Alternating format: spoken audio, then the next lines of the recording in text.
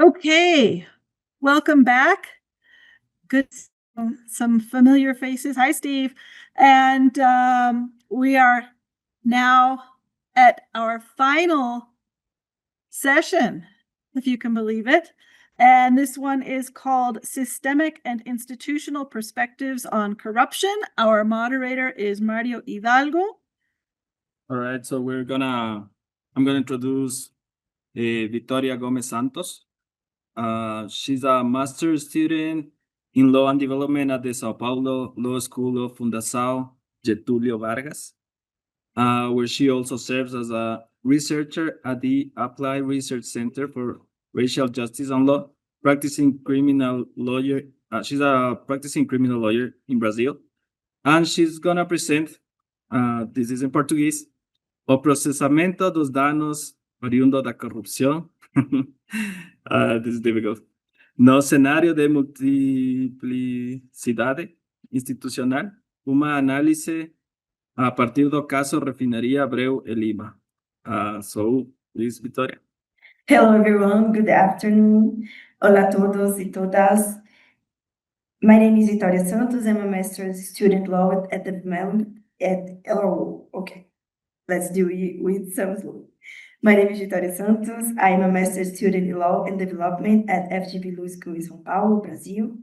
I'd like to start thanking the organizers of this conference. It's my first international conference, so a little bit nervous, not a bit, but much nervous. And especially Professors Bon and Giovanna for the warm welcome and thoughtful coordination. I'm very glad to be part of such important space for exchange and corruption research.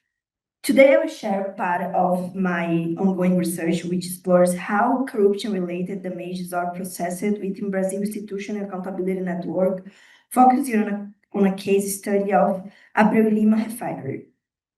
And the title in English was helping all of us to understand is the process of corruption-related damage in a context of institutional multiplicity and analysis based on the Abreu Lima Refinery RNEST case. So the central question guiding my investigation is how the rules, institutional frameworks, procedures, and actors interact or fail to interact in identifying, quantifying, and repair damages caused by corruption in Brazil. And that's some points that I will try to explore in this presentation. And go ahead. The central question guiding my investigation is how the rules are. Okay, I'm sorry. And the next point is why this is important or why the damage matters. So first, corruption impacts. We know that the impacts of corruption are widely studied. They range from economic inefficiency to reduced quality in public service, increased inequality, and weakened democratic institutions. However, that remains less explored is how these impacts are legally translated into damages, and especially how institutions act to repair them.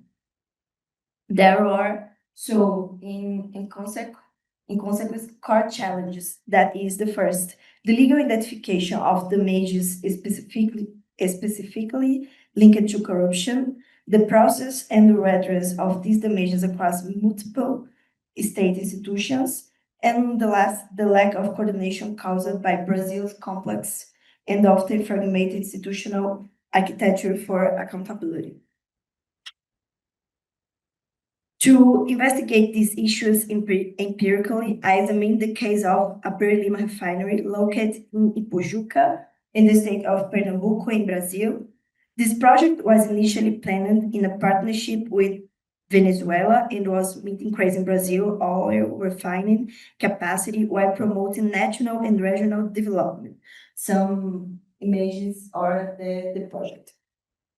However, aside in early stages, the refinery faced numerous allegations of contract irregularities. The first institutional alerts came from Brazil Federal Audit Court back in 2008. From 2008 to 2040, even all irregularities were detected. Enforcement was weak, the project moved forward despite red flags. This changed dramatically with the Operation Carwash, Operação Lava Jato, that we hear talking about in the last days, which began in 2014. The refinery became one of its central cases, revealing a vast corruption scheme involving large contractors, political parties, public officials, and Petrobras executives. The refinery, which started at $2 billion budget in 2005, is now expected to cost over almost $20 billion per year by 2024. Sorry. It's frequently referred to in media as the most expensive refinery in the world, and now seen as one of the most emblematic cases of corruption in Brazilian history. So to explore this case and this context, my research follows a qualitative case study approach based on the analysis of 3 separate legal procedures dealing with the same facts, but unfounded in 3 different spheres: a civil lawsuit for administrative improbity or misconduct, a criminal case, a criminal case filed by federal prosecutors, and an administrative audit conducted by the Court of Accounts. All of them relate to a specific contract for the implementation of pipeline infrastructure in the refinery project. The main document analysis are the Court of Accounts Special Dish Report, the criminal case relation to pipeline infrastructure, and the civil case for improbity relation to pipeline infrastructure too. And have the numbers so that we'll a little mess here in the presentation, but that's the number from the procedures. And for look at procedures, I have an analytical focus on these documents through 3 main lenses. The first, how each institution defines the concept of damage. 2, what methods they use to quantify it. And 3, whether there's any interaction or coordination among these spheres. So that lenses makes me found a preliminary foundings. Let me briefly highlight the difference I found across the 3 approaches. And explore a little bit of that. In the administrative sphere, the Court of Accounts adopts a highly technical approach. It estimated the damage using pricing models and contract audits, reaching a value of around almost $1 billion. This calculation was based on overpricing and super invoicing detected in the contract. In the civil improbity case, the Federal Prosecutor's Office adopts a broader narrative, includes multiple contracts, and seeks not only the material recovery of illicit profits, but also moral damages. The lawsuit asks for asset freezes and additional fines. In the criminal case, the focus in prosecuting crimes like cartel formation and bribery and fraud damages are mentioned as concepts of these crimes, but no specific methodology is used to quantify them. The harm is treated more as a background context. So 2 more things about this analytical access helps to institutional approaches. And the institutional approach in first place was interactions and gaps. Across these procedures, identify some levels of institutional cooperation, especially throughout this sharing, such as plea bargaining reports and witness statements from Operation Carwash. However, the interaction was limited to probatory field. What we don't see in coordination in how damages are quantified, each institution defines and calculates damage in its own way, with no shared parameters. This reflects a broader fragmentation in Brazil's corruption system. So this table trying to make a more visible these things for with institutions, legal sphere, damage definitions, damage definition, and mainstream approach. So after that, The institutional interaction was evidence shared, testimonies, documents. Okay, so about the institutional interactions, I have three institutional main interactions. So evidence shared, like testimonies, documents, non-unified domain quantification, partial cooperation, perceived fragmentation between these institutions that was object of the research until now. That's make us to a partial conclusions that is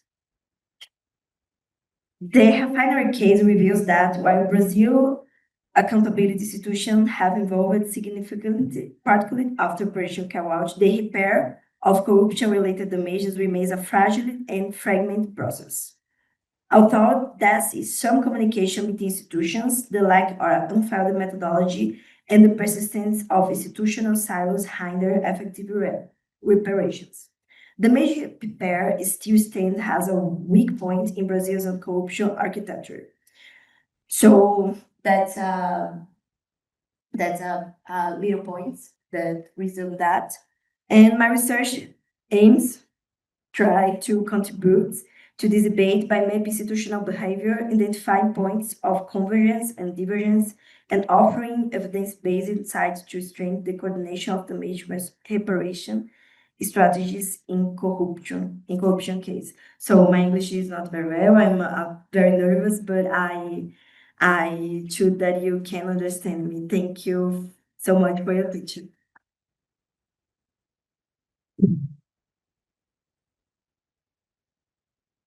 Thank you, Vitoria. Congratulations on your first conference, and your English was really well. I understood everything. So we're gonna go, let me, yes. We're gonna go with our second speaker, Danny Carr. Mr. Danny Nathaniel Carr is an anti-corruption expert, the lead anti-corruption and compliance consultant for the International Consultants for Organizational Development, and a lecturer for the University of the West Indies summer program. He holds a bachelor's degree in sociology and a master's degree in criminology and criminal justice from the University of West Indies. He also has a master's degree in anti-corruption studies from the International Anti-Corruption Academy in Austria. Mr. Carr has developed curriculum on ethics, integrity, and compliance in the public sector, and has provided extensive training on ethics and integrity in policy. His most recent work is a book chapter titled "What is Compliance? The Coercive Approach to Ethics Management." Dan is going to present, his topic is Explaining the Persistence of Corruption, a case study of predatory principles in Trinidad and Tobago. Welcome, Danny. So thank you very much. And it has been a pleasure being here in Bogota for the last few days in this conference. And of course, it's the first time for me to Bogota, and I've been having a good time, both in the conference and outside of the conference. So let me start by giving you a bit about my Twin Island Republic, Trinidad and Tobago. Beautiful place, beautiful people. Our population is 1.4 million. We are about 50% men, 50% women. Our GDP is about $20,100 US, making that the third highest GDP in Latin America and the Caribbean. Yeah. So we are known as a wealthy nation, although we don't always feel that wealth on the ground, but IMF and all the international organizations consider us a wealthy nation. We are based in oil and gas. We discovered oil early in the 1900s, and we've been selling oil globally since that time. Our political system, we have two parties, main parties. We have about 30-something, but we have two main parties, and usually either one of them that wins the election. 3 weeks ago, we had an election, and one party that was in power for the last 10 years was removed, and we have the the other political party. And as you learn more and more about Trinidad and Tobago, you would see why that is very important. Now, on the downside, we are known as the land of bubble. Now, bubble is a West Indian term that means corruption, and we got that label early in the 1960s, just as we got independence in 1962, because of the amount of corruption scandals that we had. These scandals usually took the tone of local government in Trinidad and Tobago with foreign companies in the US, in Canada, in the UK, and they would take a 10% bribe, right? And we would hear about those scandals. And also in construction. So we have many of those. Interestingly, we signed on to the Inter-American Convention Against Corruption in 1998 or thereabout, and we also signed on to United Nations Convention Against Corruption in 2005. And we have been implementing many of those policies. So we have the anti-corruption agencies, we have the laws, we have a lot of the policies. But what you see is that we continue to have that stigma of as the land of bubble, and we continue to be scored badly on the CPI. We're still under 50, are currently about 41. And I think we are unique in that we've not had a politician convicted for corruption. We came very close about 5 years ago, where a former prime minister was convicted for failing to declare a bank account in London. He was given a £1 million bribe. However, that was overturned about 4 years later. So we still do not have any convictions. And so we can conclude that corruption remains persistent in Trinidad and Tobago in spite of the policies. So my research question was, what explains this persistence?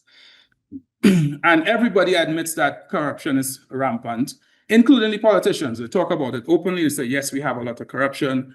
We have a lot of political corruption.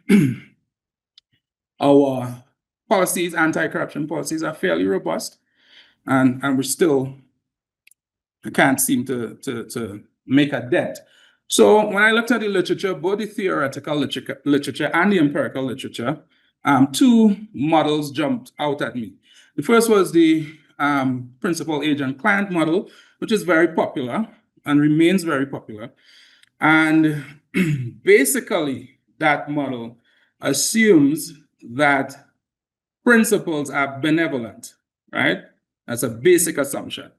And what that means is, the assumption is they would be looking for solutions. They are aware that there's corruption, and they would be looking for solutions. So they would be very interested in hearing from academia. They would be very interested in hearing from practitioners. And any expert who is willing to provide advice, and they will tweak their system to tackle the corruption. And so what became very popular in that time was Klitgaard's formula, which is corruption equals monopoly plus discretion minus accountability. So we have a lot of literature that supported reducing monopoly as a way to reduce corruption, increasing accountability. We still hear a lot about that, whether it includes monitoring and punishment. But the basic underlying foundation of that is that your principals, those in charge, those who are supervising the agents, are benevolent. They are good people. They're not angels, but they are good people. Now, there was another model, predatory corruption, the predatory corruption model. And we had people like Johnson in 2005 talking about that, and Collier also in 2005. And that model said that your principals are not benevolent. They are there to gain wealth. They are interested in rapid gains in wealth and power. And I saw the presenter this morning where he gave a list of common sayings in, I think it was the 2 countries he looked at. And one of them, I think number 11 was, they pay to get in power and they come to steal. So that kind of is the same idea. A predatory principle. He is not going into government to help. He's going into government to enrich himself. And we see that a lot in African countries, and we see it a lot in the Caribbean. And it means also that they will not be interested in anti-corruption policies. So this is very interesting. So then I had to refine my research question because I'm seeing 2 competing models, and I don't know which one better explains the persistence. So I refined my research question. And then I had to develop a research methodology to study that. And I wanted to study a bureaucratic institution that politicians have direct supervision of. Because in my study, the politicians were the principals and the bureaucrats would be the agents. So in Trinidad and Tobago, we have what is called state companies. We have about 52 of them. From any area you could think about, water, education, paving roads, we have a company responsible for that. And one of those companies is, I should say was, because it was eventually closed down, but Petrochin, the petroleum company of Trinidad and Tobago, right? And so the politicians are the one who hire people, the top leadership of these companies, and they have direct supervision. They meet with them regularly. And so I interviewed past managers of Petrochin, past politicians, and industry experts, right? I did in-depth interviews, and for triangulation, I used official reports from Parliament and from video analysis, YouTube. Because a lot of the politicians, a lot of the people who are interested in anti-corruption were putting out information on YouTube. And so before I went and collected that data, I had to decide what evidence will support either case. There's 2 cases I'm looking at. It's either principal agent or it's either predatory. So I decided if the principal agent model is to be supported, one, I would want to see a corruption at Petrochin, because that's the whole point of it. And there must be policy attempts at reducing corruption, because remember, the assumption is if they're benevolent, they're going to be trying to reduce the corruption. And the people who are close to the politicians must perceive them as trying their best. Right? So even if the corruption is not being reduced, at least people must think these politicians are trying their best. And if I found that, then I would conclude that we have a principal agent theory better explains, and it's a matter of we simply haven't found the best solution for corruption. However, if I found that there was corruption at Petrochin, but no policy attempts to reduce it, and that the politicians are perceived as benefiting from corruption and partaking in it, then I had to conclude that it was predatory corruption would have been the best explanation.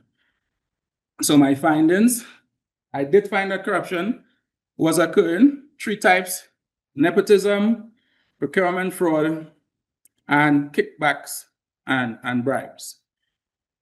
And this was in the tens of millions in some cases and in the hundreds of millions in other cases.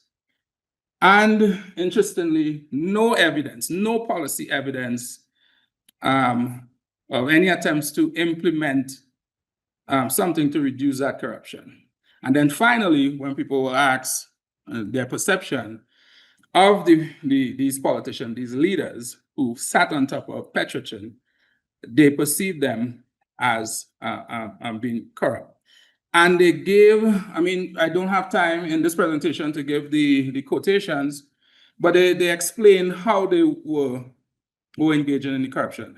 So they were using nepotism. They would put a sister, a brother, a son in Petrotrin in a management position, and they would use that link to extract wealth using fraudulent procurement and in some cases cartels to award contracts. And those contracts, sometimes the politician benefited directly, or it was paid as a kickback. A percentage of the contract was paid as a kickback. So we saw rapid wealth increase. So I had to conclude based on the evidence that predatory corruption model better explains why corruption is persistent in Trinidad and Tobago, in spite of all of the anti-corruption policies we've implemented. And when you look at the policies are implemented with a lot of loopholes, which you would expect for predatory corruption. So they get to do a sort of window dressing. So they get to say, yes, we have whistleblower law. And then when you look at the whistleblowing law, it's not effective. Yeah? And one of the presenters mentioned yesterday that on the FATF, number 24, Trinidad is fully compliant. However, they haven't set a threshold, right? Or the threshold is too large. And so what does that mean for us in the anti-corruption world? Well, we need more empirical research, obviously, to look at the dynamic between systems that have benevolent principles and those that have predatory principles. Is it going to resemble what the literature talks about in terms of endemic corruption and systematic corruption and even a culture of corruption? Or is it going to look slightly differently? And in terms of solutions, we need, in my opinion, strong messaging. And the messaging has to move away from the politicians, because the politicians are predatory. And we might say they lack political will, but I think that term is too soft. We have to think of them as thieves who are going into power to steal the wealth of the nation, to have a lavish lifestyle. They buy homes in London. If you look at asset recovery, that system, the STAR system, they buy houses in London and all the expensive cities throughout the world. They buy yachts. They go to Las Vegas, very popular in Trinidad, and gamble on the weekend.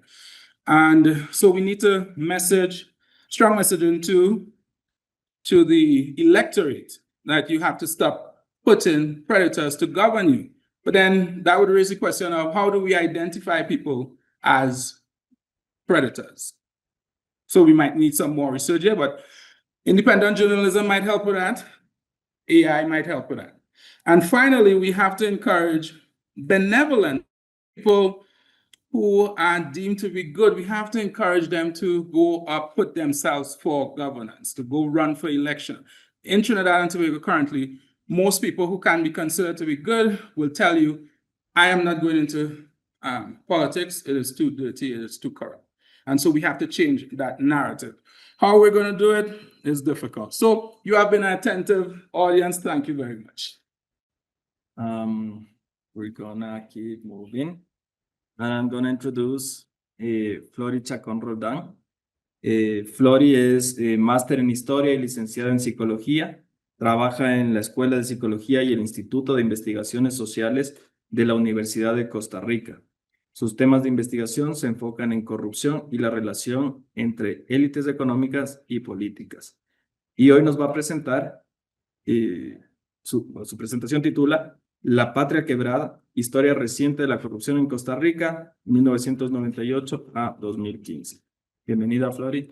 Bueno, muchísimas gracias por estar acá y bueno, muchísimas gracias a Oni y todas las personas que han hecho todo lo posible para desarrollar esta conferencia que ha estado muy interesante y llena de aprendizajes. Yo, bueno, les vengo a presentar unos breves resultados de lo que es mi tesis de maestría, que se llama La patria quebrada.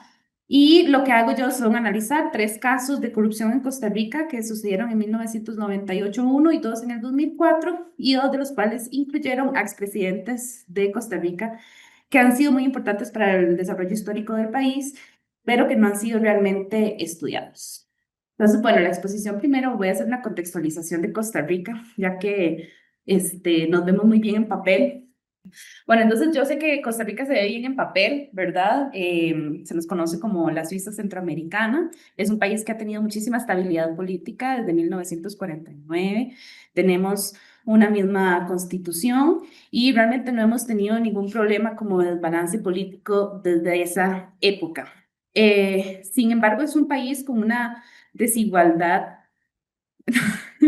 con una creciente desigualdad e inseguridad.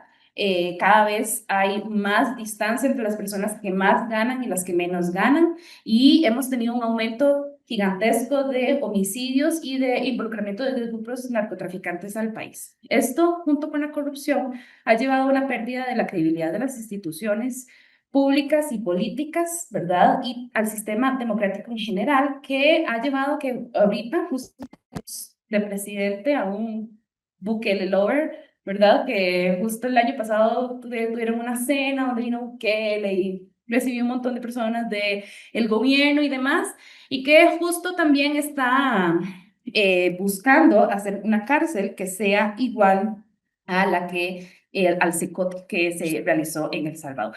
Muchísimas gracias.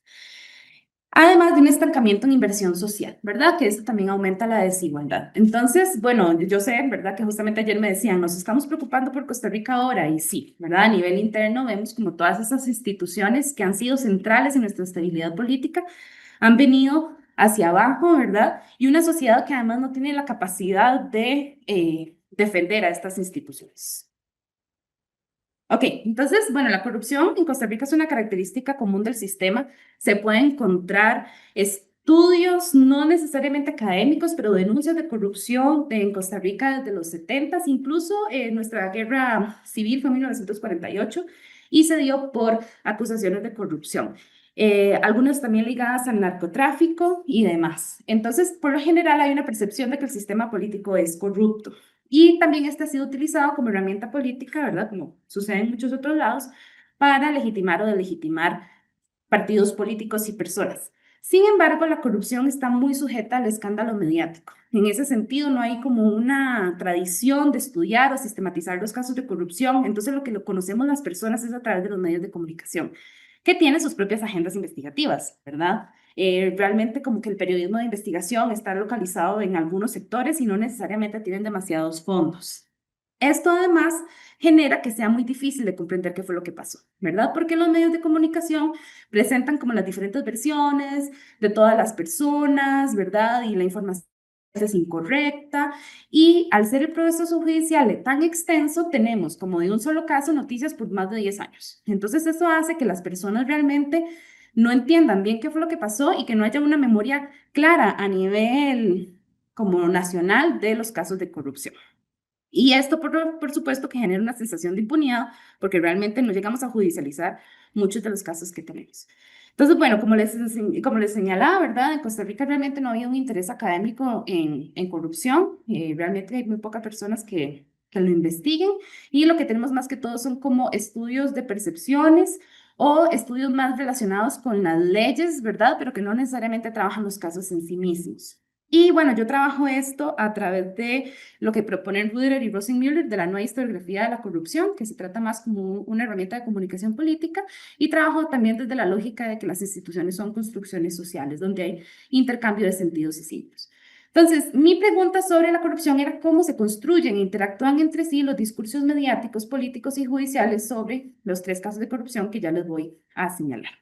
El proceso metodológico fue muy exhausto. Yo duré como 2 años haciendo todo el proceso de trabajo de campo, porque todo fue como muy de hormiguita, ir a conseguir los documentos, tomarles fotos. Costa Rica sí tiene una tradición de tener muchísimos documentos públicos, pero no necesariamente están digitalizados. De hecho, me pasaba que yo iba y empezaba a ver un expediente, y cuando ya terminaba de tomarle fotos, las personas decían que entonces sí valía la pena digitalizarlo, ¿verdad? Entonces, muchísima de la información hay que ir a conseguirla, ¿verdad? Directamente, y toda la información que utilicé fue pública, ¿verdad? Que son actos de plenario legislativo, expedientes de la Asamblea Legislativa, documentos institucionales, sentencias, demás. Y a eso hice un análisis de contenido y análisis de discurso. Este es como un ejemplo de uno de los presidentes ahí pegándose una habladilla de esas. Entonces, bueno, los casos. Aquí estoy haciendo como una breve línea del tiempo sobre Costa Rica, porque esto es muy importante. Costa Rica ha sido un país que sobre todo ha tenido dos partidos en el poder, el Partido Liberación Nacional y el Partido Unidad Social Cristiana. Entonces, ellos gobernaron durante todo este periodo, realmente estuvieron bajo el gobierno, y al mismo tiempo fue el periodo donde tuvimos todas las reformas económicas de los programas de ajuste estructural desarrollados por el FMI, con medidas de austeridad y demás. Y durante estos procesos también hubo momentos de transformación, donde hubo procesos de resistencia, algunas de estas medidas de austeridad, y en estos contextos se dio el caso, ¿verdad? Entonces, el proceso tanto de los casos, que son estos dos, el de Falco fue SAF y Caja Fichel y Alcatel, el proceso judicial también se ve inmerso en esto. Entonces, por ejemplo, las elecciones de la Corte Suprema de Costa Rica se da a través del Poder Legislativo, y parte de las entrevistas que se hicieron durante este periodo tenía que ver con estos casos y con la posibilidad de reelegir al presidente. Costa Rica no se solía poder reelegir a los presidentes, y a partir de 2005 esto cambió para poder ingresar el Tratado de Libre Comercio con Estados Unidos. Entonces, ¿verdad? Tenemos un momento donde estos casos se dan también en una situación de debate público importante, tanto en términos económicos como políticos. Y la inserción de nuevos partidos políticos a la Asamblea Legislativa, que son además partidos que se colocaban como oposición, y partidos anticorrupción. Entonces, bueno, los casos son estos tres. El desfalco de FODESAF, que fue en 1998, que fue un desvío de $5 millones en inversión, ¿verdad? Esto, el Fondo de Desarrollo Social y Asistencias Familiares lo que hace es dar dinero a familias, ¿verdad?, que necesitan para programas escolares y demás. Y en ese momento se cambia la ley para que los fondos ociosos del Estado se puedan invertir en el mercado bursátil. Entonces va a una bolsa privada y la persona dueña de esa bolsa privada desvía los fondos. Luego, el Caja Fichel fue un caso que la Caja Costarricense de Seguro Social es de nuestras instituciones más importantes. Fue creada en 1940 y fue un momento donde lo que se planteó fue un proyecto de modernización del equipamiento hospitalario con el gobierno de Finlandia. Entonces, el gobierno de Finlandia nos daba como el préstamo sin intereses, pero tenía que ser comprado en una empresa finlandesa. Y a través de esta empresa que se llama Fichel, se llama Farmacias Fichel, y que es una de estas empresas nacionales que se enriqueció gracias a los gobiernos del Estado. Entonces ahí se ideó todo un esquema de corrupción donde el gobierno compra, o la Caja compra los equipos hospitalarios, ¿verdad?, a una empresa específica finlandesa que se llama Medco Instrumentario. En este estuvo incluido el expresidente Rafael Calderón Fournier, que es hijo de uno de los caudillos más importantes a nivel político costarricense. Y esto lo supimos en abril del 2004. En octubre del 2004 sale a relucir el caso Caja Alcatel, que también es el Instituto Costarricense de Electricidad, también una de las instituciones más importantes de Costa Rica, y había que cambiar las líneas celulares y pasar a la tecnología TDMA. Entonces se compran 400 líneas celulares a la empresa Alcatel, y también se había pasado por un proceso de soborno que incluyó 2 personas, al expresidente Miguel Ángel Rodríguez, que en ese momento donde sale estaba a cargo de la OEA, se me olvidó el embajador, no, ¿cómo se llama? Se me olvidó el nombre de la principal persona de la OEA, el secretario general de la OEA, exacto, y José María Figueres Olsen, quien no fue sentenciado, pero que tuvo una consultoría de $900,000 para promover la tecnología TDMA. Entonces, todo esto sale más o menos en el mismo periodo, y fue un momento muy convulso para el país, justamente porque eran estos caudillos políticos. Entonces, bueno, en resultados principales. Lo que vemos es que todos estos procesos se dan en un momento de contexto de modernización institucional. Entonces uno lo puede encontrar en las actas, que todo era sobre la modernización institucional y que había que mejorar la institución y modernizarla, y entonces esto implicó cambios en las estructuras institucionales que desmantelaron controles o abrieron portillos para la corrupción. Todos los procesos cumplieron con los requisitos legales. Entonces, la institucionalidad por sí misma no, a través de sus miles de controles que hay, no logró identificar los casos, sino que todos fueron por denuncias anónimas o de prensa. De hecho, el de Caja Fichel, la razón por la que nos damos cuenta es porque uno de los sobornos era comprar una casa millonaria y no quisieron pagarle la parte que le correspondía a la gente de bienes raíces y entonces ella enojada va y lo acusa con la prensa y ahí se descubre todo, ¿verdad? Al mismo tiempo, sí había personas dentro de las instituciones que habían reconocido estos casos, pero el tema de la jerarquía evitó la denuncia. Y ahí tenemos como una cuestión de que mi trabajo es técnico. Y como mi trabajo es técnico, yo hago lo que me dicen, pero no necesariamente hago procesos de denuncias. Y también como un tema de que la institucionalidad era muy caótica y que se veía como una problemática generalizada, ¿verdad? Donde no se podía ordenar lo que estaba pasando en esta institución y que además era proclive a la corrupción, ¿verdad? En términos de la investigación política, en Costa Rica la investigación política no es, me olvidó la palabra también, no es que cuando es obligatoria cumplir, digamos, no hay procesos de impeachment ni nada de esto, sino que lo que se hace son como nada más una serie de recomendaciones. Entonces, es vinculante, exacto, gracias. Entonces, esto es muy importante en la investigación política porque es la única manera en la que podemos tener realmente un montón de documentos que sean públicos. De alguna manera, el sistema judicial hace que sea difícil acceder a ciertos documentos, pero a nivel político podíamos tener todo, ¿verdad? Sin embargo, a pesar de que había ya un plenario multipartidario donde se habían colocado como partidos anticorrupción y demás, no lograron realmente generar una posición política. Se ponen objetivos inalcanzables como conseguir el dinero y cosas así, ¿verdad? Que en ese momento no se podía realizar y en general no lograron hacer una como sentencia clara o una afirmación clara en contra de estas personas que habían generado corrupción. Incluso algunos partidos políticos primero echan a las personas cuando son acusadas y años después cambian sus estatutos para que estas personas que están en procesos judiciales puedan seguir estando dentro del partido político. Entonces, en ese sentido, ¿verdad? Hay una impunidad política en general. En este periodo se genera la ley anticorrupción para intentar como poder judicializar estos casos, sin embargo, realmente no se logró. Y en términos de la investigación judicial, pues tenemos un proceso judicial que es muy extenso y con muchas trabas, realmente toma muchísimo tiempo. En los juzgados de primera instancia se llegan a sentencias, pero cuando llegan a los juzgados más superiores, las sentencias se caen. Entonces, lo típico que hemos escuchado acá, se le da el criterio de oportunidad a una de las personas que estuvo involucrada en los esquemas de corrupción y luego el juzgado se trae ese testimonio abajo y las personas, o sea, hubo gente que ni siquiera fue sentenciada del todo y algunos que fueron sentenciados, que lo más que se les dio fue 5 años, estuvieron en la cárcel tal vez unos 9 meses y se consideró que había sido suficiente y se les dejó a la libre.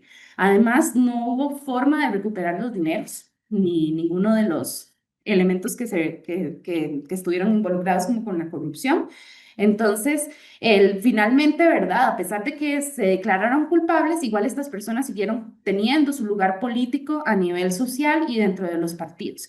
Y hay una victimización de los acusados, donde incluso uno presentó una demanda contra el Estado, que la Corte de Derechos Humanos finalmente no lo aceptó, y otro en las sentencias habló de tortura porque cuando estaba bajándose del avión después de que había tenido que renunciar a ser secretario general de la OEA, ¿verdad? Entonces, bueno, rápidamente en las conclusiones, esto fue muy rápido, sí, podría hablar horas de estos casos.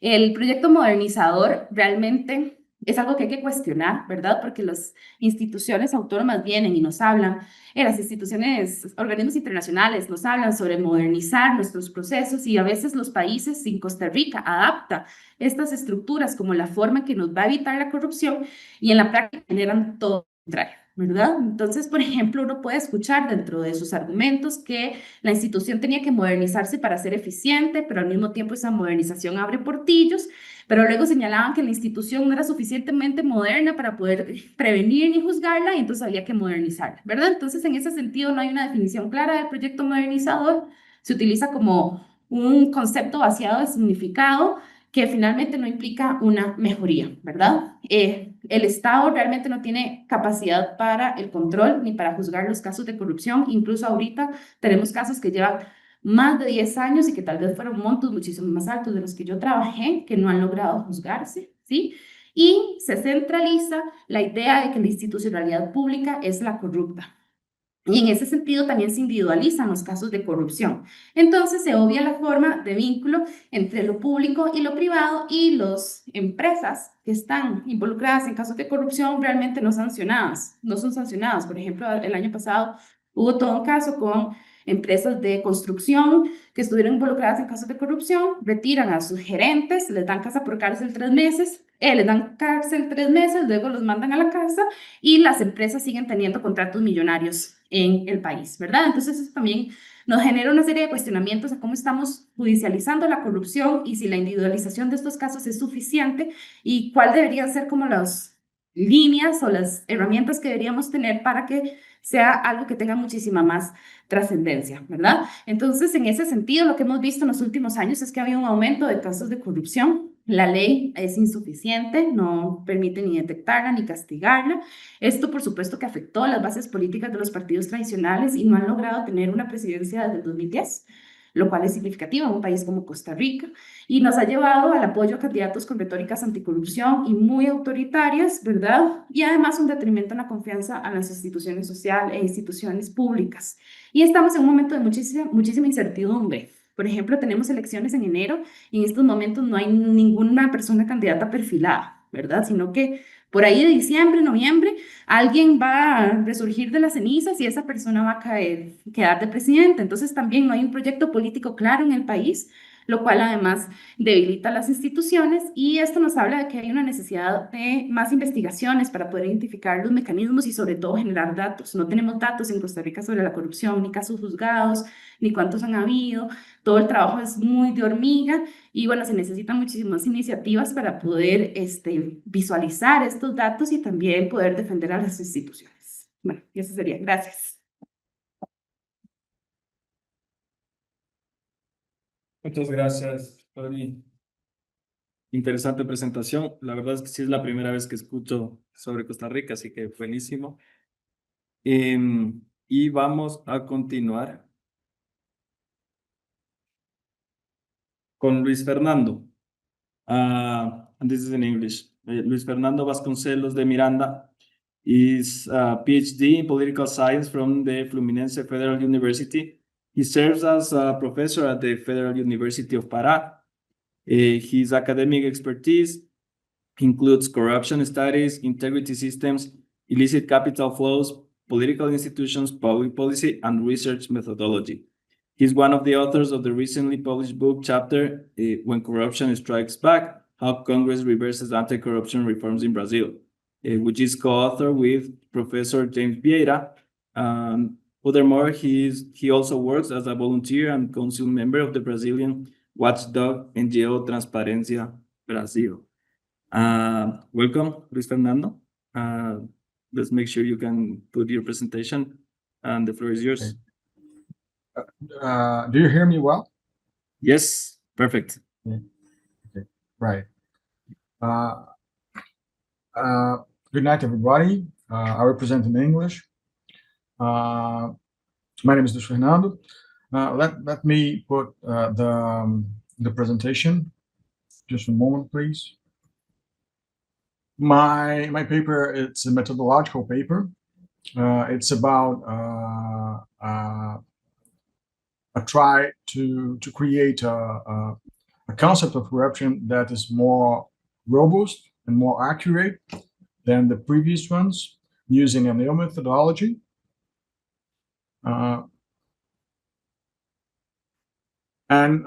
We have some classical difficulties in defining corruption in a single manner.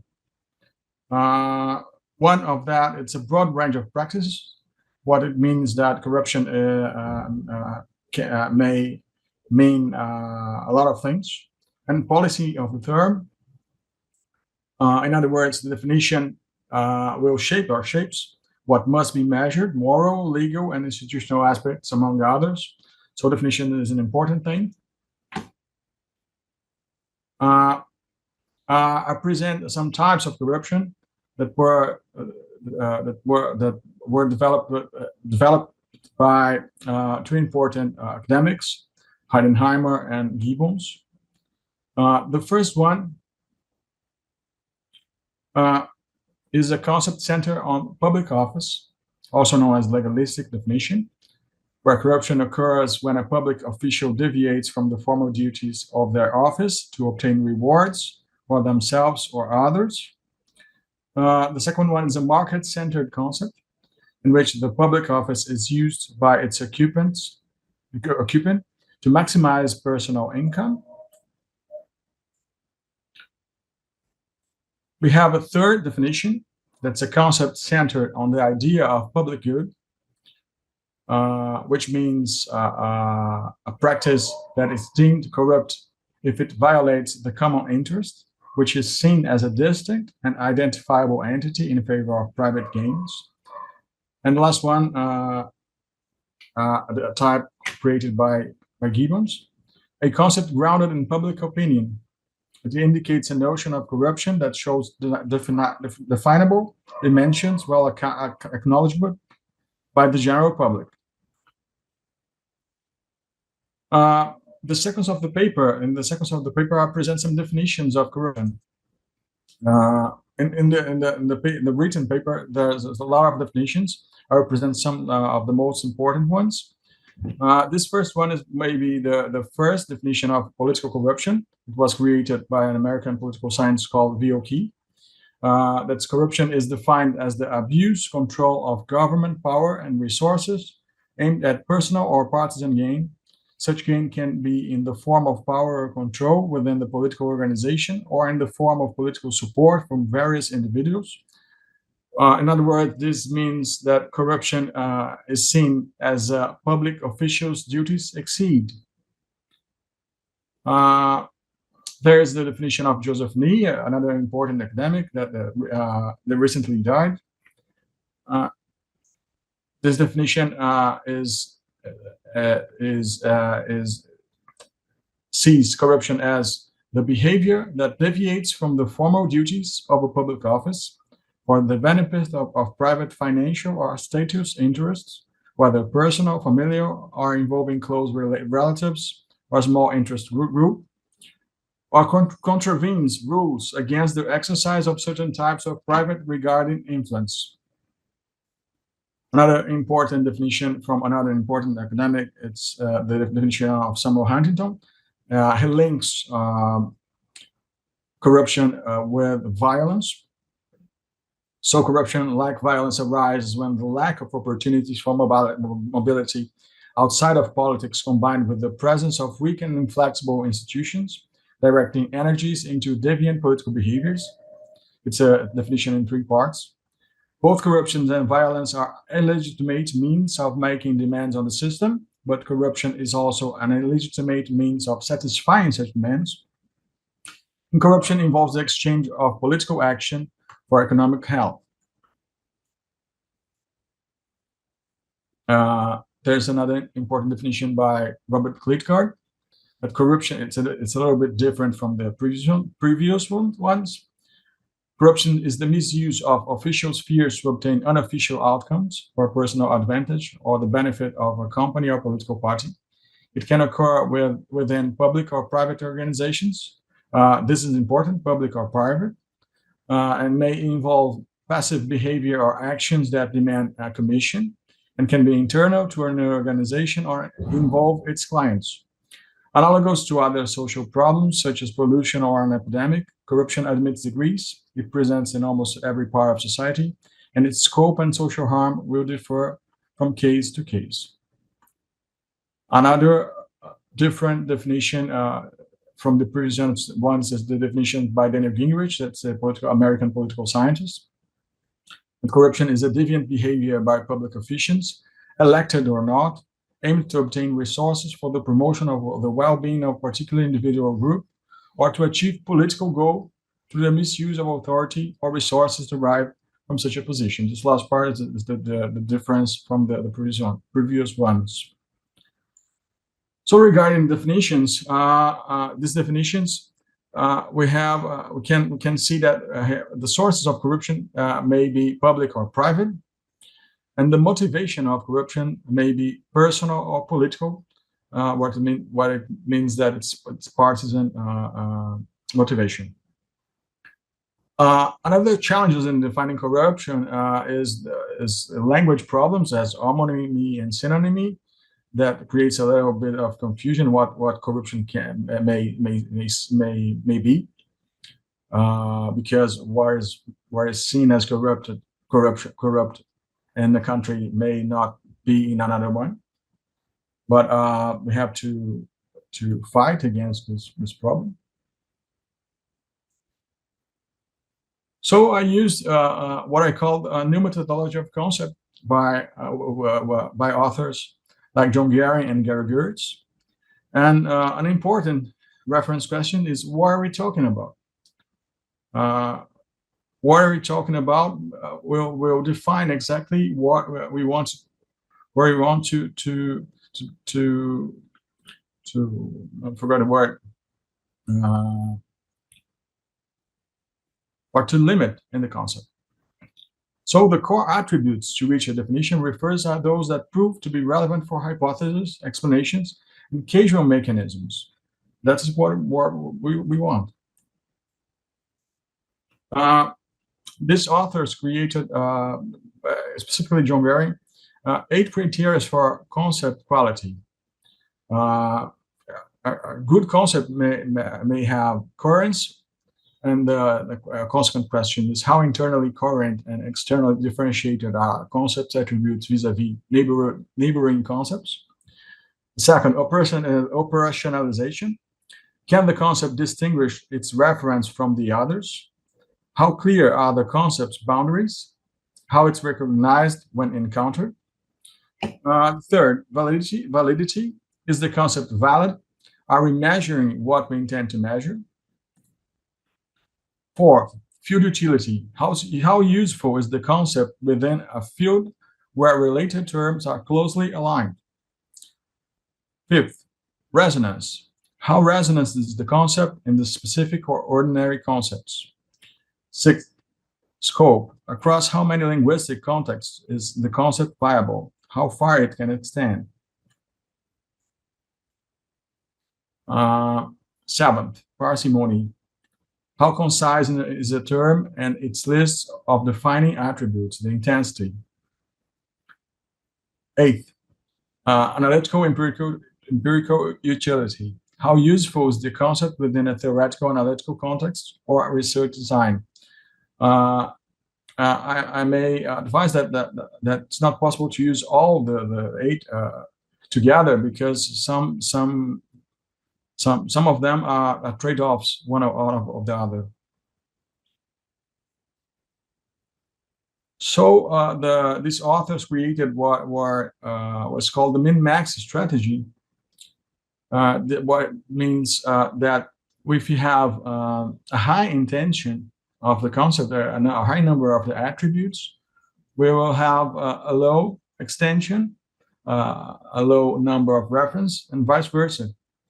What I tried to do was to create a concept that's in the middle of this line. Okay. After that, I thought how I could show the structural scheme of the corruption, and I designed this scheme. That means that a subject A. You have 5 minutes. 5 minutes. Okay. Okay. A subject A with motivation, personal or political, offers service, presents, or bribes to a subject B with a motivation political or personal, that offers service or the absence in exchange. Okay. After this effort, I've made 3 attempts to define corruption in 3 different papers. The first one was that corruption is the definition is that corruption is a specific set of practices involving exchanges between individuals with decision-making power and those with the economic power aimed at securing a legal advantage for the individual or groups involved, where it means that the number of corruption practice must be limited. But this definition was not good enough, and I created another one that was presented in a paper at ALSIC. Bonnie discussed this paper, that corruption is the illicit payment, whether financial or otherwise, made to obtain, expedite, or ensure the omission of a service performed by a public or private employee. Motivation for corruption may be either personal or political, affecting both parties, both the party offering the bribe and the one receiving it. In other words, corruption may be considered as an exchange. But the term I listed was misplaced. Was not doesn't created an accurate concept. And I've made a third attempt. That's this. Corruption is defined as the provision of payment, whether financial or otherwise, to obtain, expedite, or elicit the absence of a service performed by a public or private employee. The motivations for corruption may be personal or political, affecting both the corrupter and the corrupted. While corrupt payments can occur within the bounds of the law, they approach illegally due to their opportunistic nature. In this context, an opportunistic action constitutes a positive sum game for the involved parties, while simultaneously representing a zero-sum game between parties and society at large. Or, in other words, it means that corruption is not necessarily illegal, but we must define corruption as an exchange. So we should not consider nepotism and embezzlement as corruption.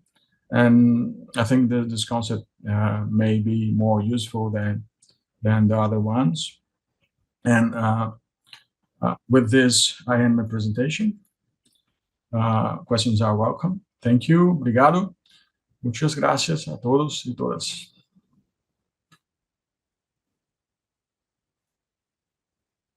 Thank you, Luis. Just give me 1 second, please. Mm-hmm.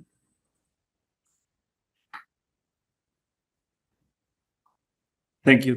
We're gonna go to our last presenter, and then we're gonna have questions, and then I guess final words. I'm gonna introduce Patricia Akiove from Laval University in Canada. Patricia holds a PhD in law from Laval University and is professor of criminology. Her research focuses on combating economic and financial crime, particularly compliance with anti-corruption laws, the fight against money laundering, online gaming regulation, and technological innovations in fraud prevention. She is also interested in organizational accountability and administrative justice.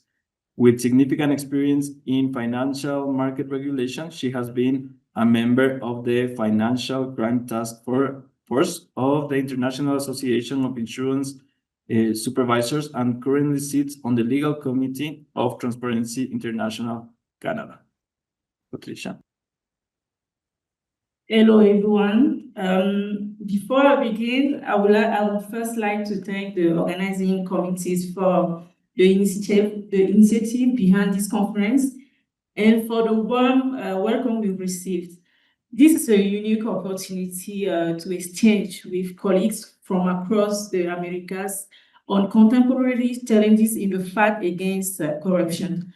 For my presentation, and I also thank the selection committee for my participation today, I've chosen to focus on the intrinsic nature of this phenomenon called institutional corruption.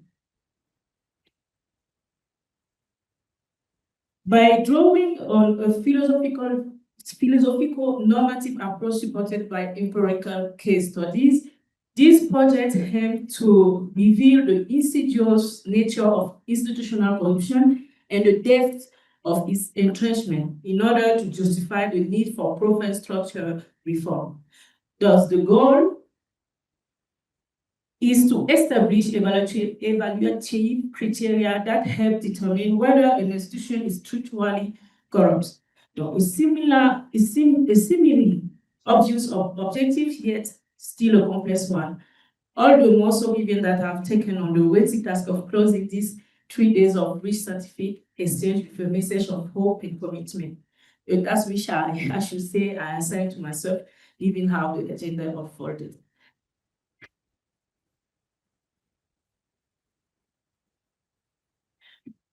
Before going any further, it's important to state the stage. What do we mean by institutional corruption? And how does it differ from the classical perspective? To clearly frame the debate, we need to distinguish institutional corruption from other forms of dysfunction or political and administrative deviance. Unlike the traditional view, which defines corruption as an isolated, intentional, and punishable act by an individual, such as bribery, abuse of power, or influence peddling, institutional corruption refers to a structural deviation. An institution ceases to serve its legitimate purpose while continuing to operate through legal and bureaucratic form.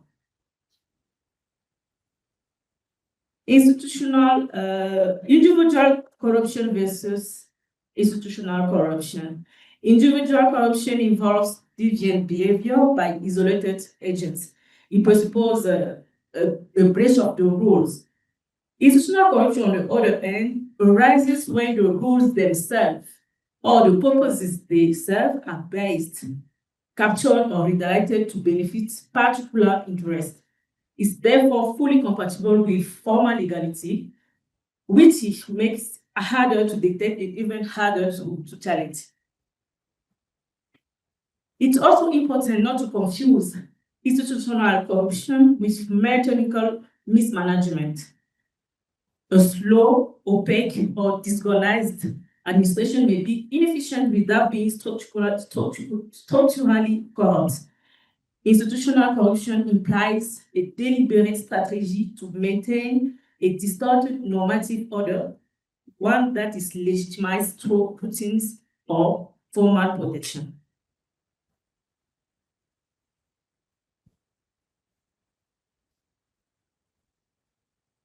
With this clarification made, the underlying question guiding this reflection becomes clear. To what extent can democratic institutions be considered corrupt by nature? In other words, what normative criteria allow us to assess whether an institution is corrupt by nature? To support this inquiry, I rely on three complementary theoretical frameworks. First, Foucault. Foucault provides foundational analysis of power, not as a mere quotient, but as the production of norms. He distinguishes between two forms of illegality: the illegality of goods associated with the popular classes, which is typically repressed through penal sanction, and the illegality of rights reserved for dominant classes, which manifests as the ability to bend or bypass the rule from within the legal system. The second theory is one from Douglas North's theory of path dependency. And this theory helps me understand how institutions become locked into self-reinforcing trajectories. At each historical juncture, real alternative exists, but once choices are made, they constrain this one choices constrain future options. Path dependency is not about inevitability. It is about how past decisions narrow the space for future reform and lead political and economic choices over time. The third theory is the theory of the state of capture, developed by Hellman and Kaufman. And this theory fits seamlessly within this analytical framework and reinforces the critical architecture aimed to build around institutional corruption. This theory has a political and economic dimension to Foucault's illegality of rights and to what path dependency conceptualized as institutional lock-in. Methodologically, the article proposed a qualitative content analysis based on three-part evolutive grid: distorted purposes, when institutional mechanisms neutralize or hijack goals like transparency or democratic accountability. The second criteria is structural irreformability, where reforms, far from transforming the system of underlying logic, instead serve to preserve and reproduce it. And the third criteria of the grid is the normalization of deviance, where integrity becomes marginal within the system that develops a structural tolerance, an implicit encouragement of formal yet ethically hollow practices.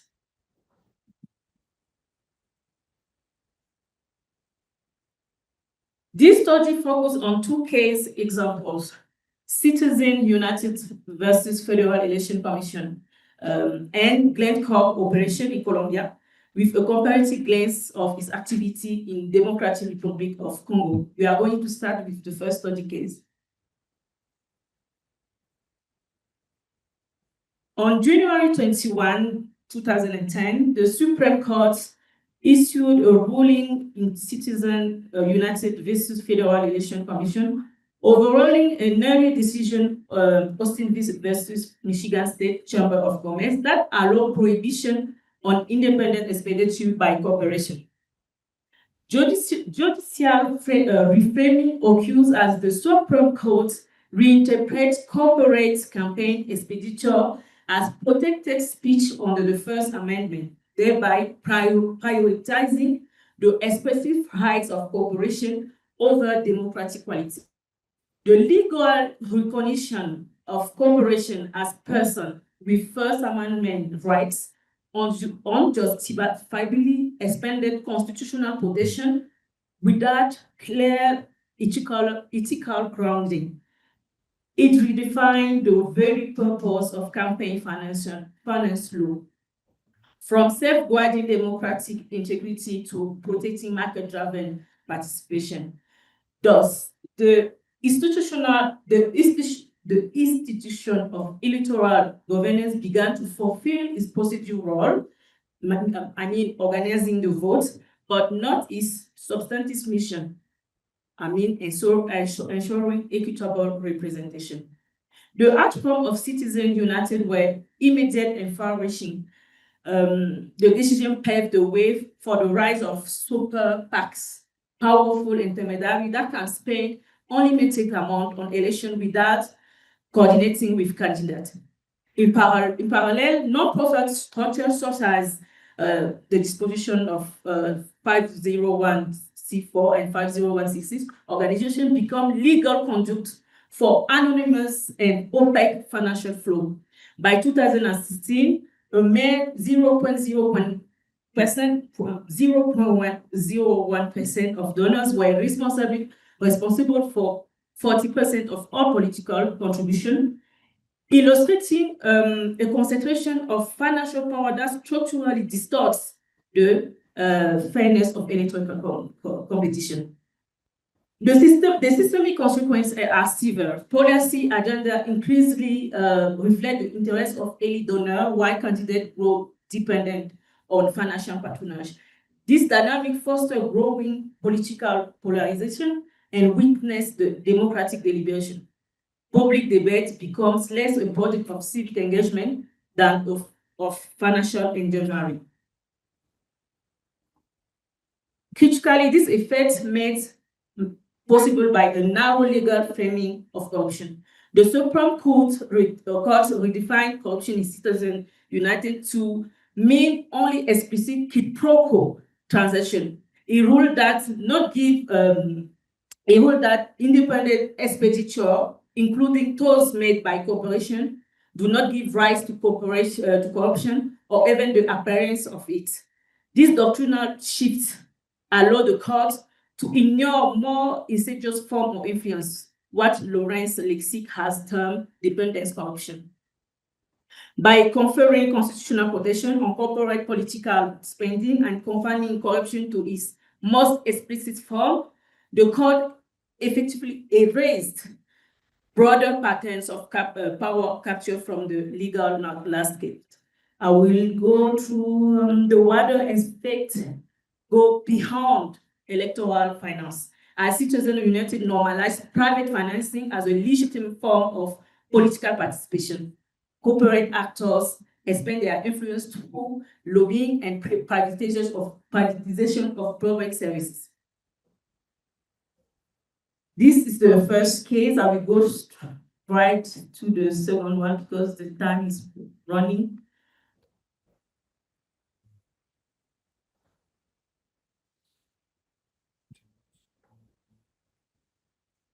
Glencore operation in Democratic Republic of the Congo and Colombia offer a compelling example also of structural corruption embedded in the very design of extractive institutions. In both regions, the company benefits from a combination of state inaction, regulatory opacity, and legal complexity that ensures impunity to environmental and human rights violations. In Colombia, Glencore's Cerrejón operation have led to forced displacement, land grabbing, and the systematic degradation of water resources, particularly through the diversion of Arroyo Bruno. Despite numerous court rulings and international coordination, enforcement remains lax. These abuses persist not because they escape detection, but because they have become normalized and an accepted, routinized component of how the institution functions. I drew a parallel with what is happening in the DIC, Democratic Republic of Congo. Glencore subsidiaries like KCC and Mumi have discharged toxic waste into rivers, polluted farmlands, and exposed community to hazardous working and living conditions. These practices are not aberration. They have become institutionalized. Regulatory agencies have failed to enforce compliance, and legal actions have yielded few substantive changes. First of all, this dynamic reflects a state of structural reformability. The company does not ignore the rule. The company instrumentalizes them or drains them of their substance, blocking any meaningful transformation. The Glencore case also perfectly illustrated what the literature referred to as the normalization of deviance. In the extractive sector, practices such as accounting frauds, transfer practices, manipulation, environmental damage, and community intimidation are no longer anomalies but routine behavior accepted and reproduced. These interventions strategies are often institutionalized through the very actor need to regulate them: lawyers, consultants, and local authority. And the behavior are not hardened, they are natural, embedded in business conduct, especially in area labeled sacrifice zones, such as Colombia's La Guajira region. I will jump to the last part, the discussion and the recommendation. Which brings us to our final slide. Effectively combating institutional corruption that is structural, normalized, and sometimes legally protected requires far more than technical reform or tougher penalties. It demands systematic disruption capable of dismantling deviant routines while repoliticizing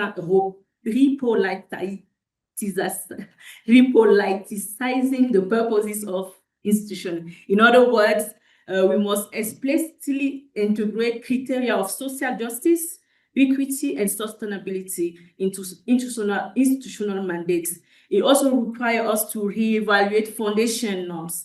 This means challenging distorted legal frameworks, such as Citizens United, through constitutional, legal, or grassroots counter proposals. We must break out of the rule of the cycle of internal reforms by assigning oversight or an evaluation responsibility to truly independent external entities. And in the case of multinational, we can go and see the transnational organization. Another key dimension is to strengthen media and civic counterpowers. This includes financial and legal support for independent investigative journalism, whistleblowers, and both local and transnational counter investigation. Finally, as was emphasis on the first day of this conference, data use and transparency must be institutionalized, creating mechanism for automatic disclosure, public traceability of decision, citizen audits of public contracts, and broadened access to raw strategic data. So this fight called for a political refundation, not mere adjustment, but a structural rethinking of how we build and govern institutions. Thank you. Thank you so much. It's one comment for Luis. I don't know if this is a work in progress or a paper, but first, congratulations, because working in this kind of issues is really, really hard. I mean, dealing with being critic with the conceptualization and the definition of corruption, and it's extremely difficult. So I really want to say congratulations for that. Beyond that, I just want to invite you to explore two concepts that may help to keep constructing the idea. The first one is privatization, and the second is clandestine. The privatization, because at the end of the day, some of the current definitions, you will realize that at the end of the day, corruption is a shift, a transition of a collective ownership to private means. So the idea of being explicit of how the specific financial and capitalist system is promoting that privatization, I think is something that it could be innovative in some kind of innovative definition. And clandestine, of course, with the opacity and the obscure characteristic of the process. So just to comment in that sense, that probably is a good idea to explore those two concepts in the proposal that you're working on. And for Patricia, in the last paper, I don't know if this is a working paper or this is something that is already done. Something that probably could help is to explore also the idea of organizational struggles. Because yes, at the level of institutions, there is some process that you can keep working on how to improve the necessities of finding the struggles over there. But in anti-corruption and corruption, a dimension that is clearly under study is the organizational struggle. And some people, especially in Argentina, have been studying, for example, the system of how, when you have a specific type of head, actually shapes the notions of morality for the rest of the institution. So the struggle within organizations, I think, is extremely important to understand the logics behind this kind of analysis. Just a comment in that case. Thank you. Do we have any more questions here? Nicolás.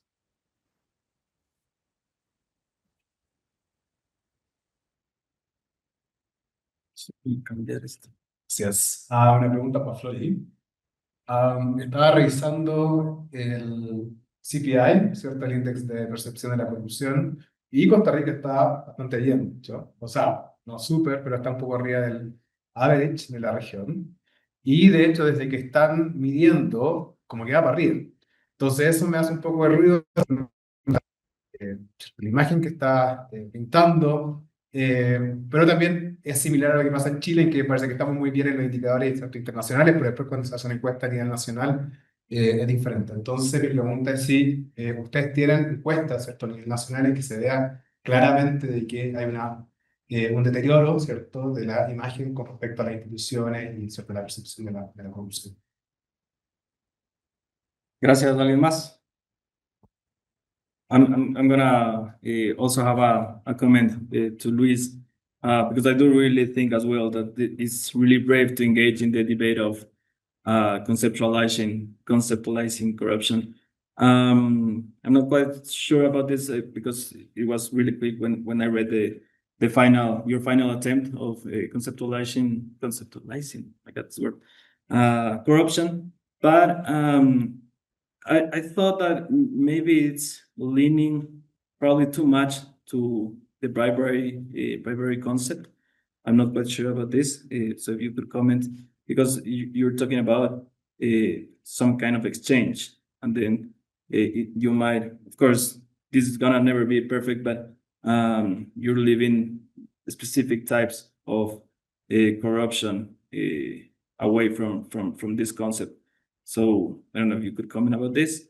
So I'm gonna give you, Luis, the floor to answer Byron's and this comment as well first.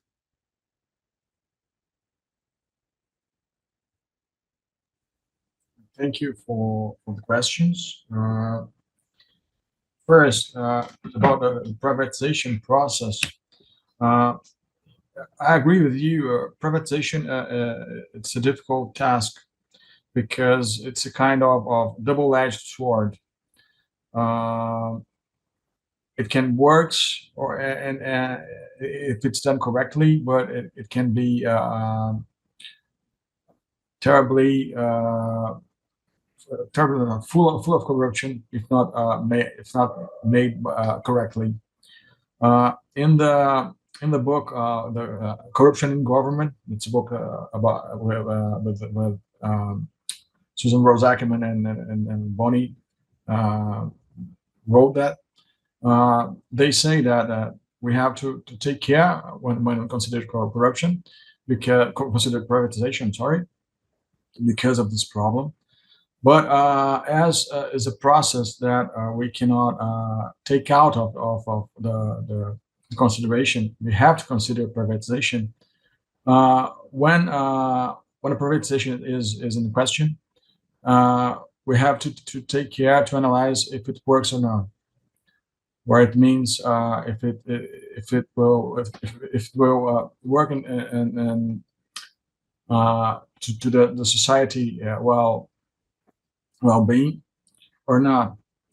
For example, in Brazil, we had two different processes that got completely different completely different ways. The mobile phone privatization and when created competition worked very well, and I forgot the word, I'm sorry. Other companies works in a reasonable way. But for example, our the water companies privatization and energy companies privatization got completely in a completely bad way. The companies doesn't work. The taxes are high, so we have to consider all these details when talking about privatization. About the CPI, I'm not sure if the question was for me. Is it? But okay, I consider that. No. Okay. Okay, about the bribes and the definitions. Thank you for the question. It was important question to clarify the concept, because what I mean is that corruption is an exchange and is a payment, but not necessarily paid with bribes. You can pay with a service. You can pay not practicing a service. For example, in petty corruption, public officials may receive some money not to make their job, and this kind of relation makes the concept of corruption a kind of economic conception, but not necessarily paid with money. Okay. Well, thank you, Luis. Flory. Bueno, gracias por la pregunta. Sí, justamente el año pasado el Centro de Investigaciones en Estudios Políticos de la Universidad de Costa Rica hizo una encuesta sobre la percepción de corrupción y como de problemáticas nacionales, y el 71% de las personas encuestadas consideraron que la corrupción había aumentado. Además, es el segundo tema de mayor preocupación a nivel nacional, ¿verdad? Entonces, realmente yo creo que hay un tema de los instrumentos, de qué se evalúa. Yo la verdad no soy experta en eso para nada, ni sé cómo es que realmente se hace la encuesta, pero creo que también el tema con Costa Rica es que tiene una institucionalidad que ha sido relativamente fuerte, ¿verdad? Entonces puede que ahí como que hayan cambios de percepción en ese sentido, pero incluso lo que llevó al presidente actual a estar en el puesto es que hizo toda una campaña de posicionarse como partido anticorrupción, ¿verdad? Entonces, eso junto con la inseguridad ciudadana y el costo de la vida son los temas más importantes en estos momentos en Costa Rica. Gracias, Flory. So that's it. Round of applause for everyone. Good job. Thank you, Bonnie. Congratulations for everything. Hey, my closing remarks will be bilingual. La clausura será bilingüe. One moment, please. So we have come to the close of our 7th Academia Against Corruption in the Americas Conference. I have a lot of people to thank, but please stay for the big reveal at the end. Hemos llegado a la clausura de la 7ª Conferencia Académica contra la Corrupción en las Américas. Tengo que agradecer a muchas personas, pero por favor espera al final para la gran revelación. I don't have time to summarize the whole conference, but I've posted brief summaries each day on LinkedIn, and the videos will be available on YouTube soon. No tengo tiempo para resumir todo, pero he publicado resúmenes breves de cada día en LinkedIn y los videos estarán disponibles en YouTube próximamente. Thanks again to the Observatorio Fiscal and the Pontificia Universidad Javeriana for opening their doors to us. You have been very gracious hosts. Quiero agradecer de nuevo al Observatorio Fiscal y la Pontificia Universidad Javeriana por abrirnos sus puertas. Han sido anfitriones muy amables. Special thanks to Joanna Rodriguez for shouldering much of the hard work of organizing this conference. Without her, this conference probably would not have happened. So, gracias especialmente a Giovanna Rodríguez por asumir gran parte del trabajo duro de organizar esta conferencia. Sin ella, esta conferencia posiblemente no hubiera ocurrido. I'd also like to thank our planning committee and peer reviewers who have helped to ensure the highest quality presentations. We received 78 submissions and selected 40, making this our biggest conference yet. Asimismo, quiero agradecer al Comité de Planeación y los dictaminadores, quienes nos han asegurado ponencias de la más alta calidad. Recibimos 78 propuestas y aceptamos 40, así que esta es nuestra conferencia más grande hasta la fecha. Thanks to all our moderators and to Nicolás Lagos for providing valuable administrative support. Gracias también a nuestros moderadores y a Nicolás Lagos por aportar apoyo administrativo valioso.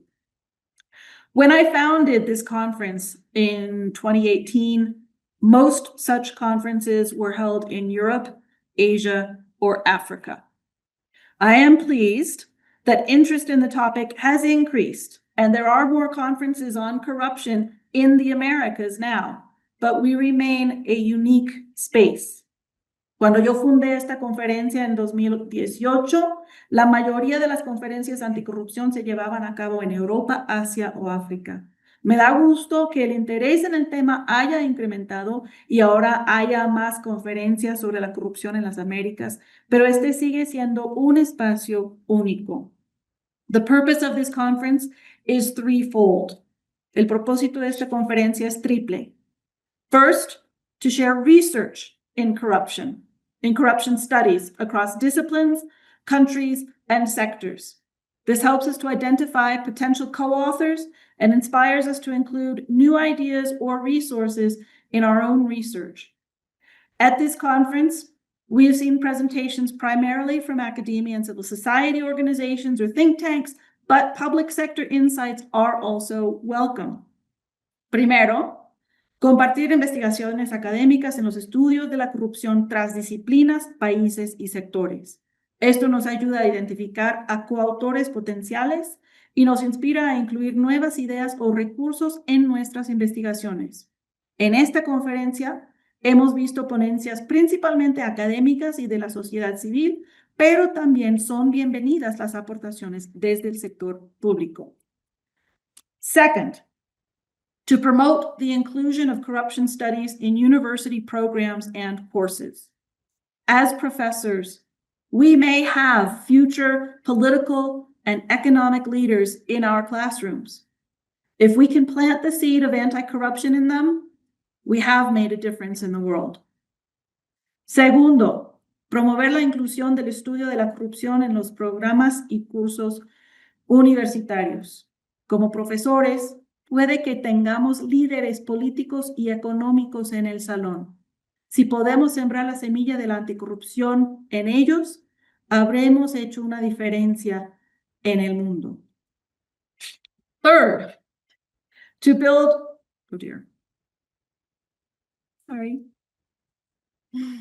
to build a network of anti-corruption professionals in or interested in the Americas. Outside of the conference, we share publications, events, and opportunities through a LinkedIn group and an exclusive WhatsApp group for former ACA presenters. We also organize panels for other conferences. Tercero, construir una red de profesionales anticorrupción en o interesados en las Américas. Afuera de la conferencia compartimos publicaciones, eventos y oportunidades a través de un grupo en LinkedIn y un grupo exclusivo en WhatsApp para ponentes anteriores del ACA. También organizamos sesiones para otras conferencias. I'd like to close with 5 invitations. Quisiera cerrar con 5 invitaciones. First, barring my technical difficulties. So first, I will share the screen. If you have not, please join our LinkedIn group. I am happy to announce that today we reached 400 members. Si todavía no eres miembro de nuestro grupo en LinkedIn, favor de unirte. I don't know if, can you see me online? I hope. Second, Joanna and I are co-editing 2 special editions of academic journals. And so this is one of them for Reflexión Política. We called Corrupción y Anticorrupción en América Latina, Retos, Innovaciones y Perspectivas. Giovanna, van a ser en inglés y en español, ¿verdad? So we're accepting papers in English and in Spanish for this journal on corruption in Latin America. And the second one is for Frontiers in Political Science.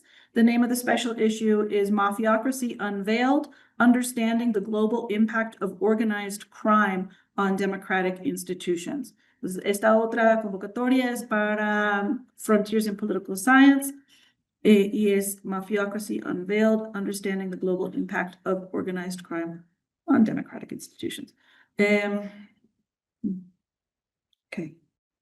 Okay. Y finalmente, ahora sí, la gran revelación. Finally, we have our big reveal. Let me.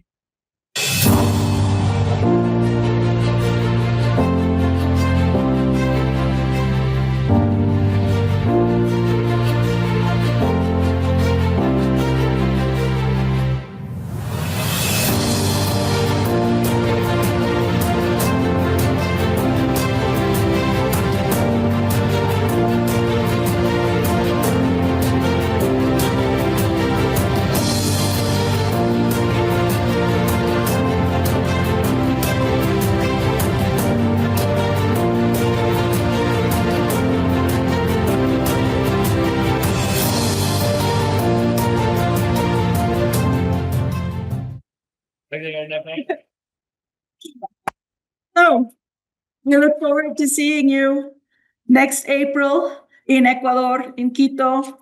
Mario and the UTE will be hosting us. Los esperamos en abril en el Ecuador. Thank you very much for joining us. Have a great evening. Muchas gracias. Bonita tarde. Hasta la próxima.